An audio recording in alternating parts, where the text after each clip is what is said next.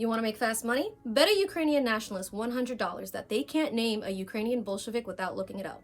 Because according to Ukrainian nationalist propaganda, it was the Russians who came and forced Ukraine into becoming a Soviet republic against their will. And that Soviet Ukraine was just a colony of the USSR, completely erasing the history of Ukrainian Bolsheviks. Welcome to Debunking Ukrainian Nationalism. This is a series that will study and debunk Ukrainian nationalist propaganda that is all around us today. So the Bolshevik Party existed in all of the former colonies of Tsarist Russia, and in Ukraine, they were one of the largest parties. In 1905, the Ukrainian Bolshevik Party led an armed uprising in Donetsk, Zaporizhia, and Kharkiv that was met with fierce brutality by the Tsarist army. A large part of the Ukrainian Bolshevik Party were born in eastern and southern Ukraine, areas that had voted for independence or had movements for independence in 2014 after the fascist coup in Kyiv, while western Ukraine was a hotbed of reactionary nationalism. It's important to note that many of the Ukrainian Bolsheviks were born in the Russian Empire because at that time Ukraine was part of the Russian Empire. But the problem is that historians will erase them as Russian, even though they were born in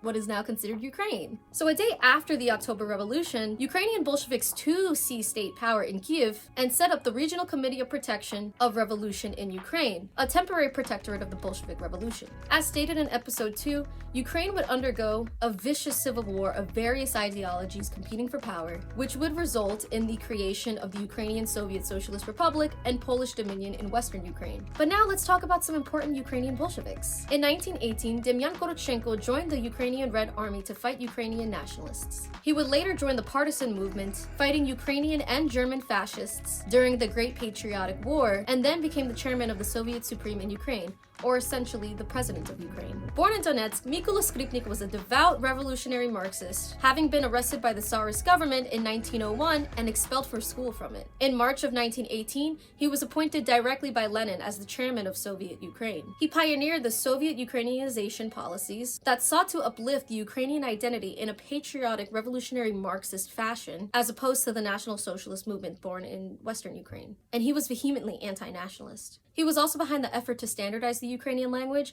although there remains many different dialects to this day. Ukrainians played a vital role in the construction of the Soviet Union. They were an integral part of the Bolshevik Revolution as well. Ukraine was not a colony of the USSR. They were a guiding light of it. Follow Midwestern Marx for the latest news, Marxist theory, and history content. And as always, fuck NATO.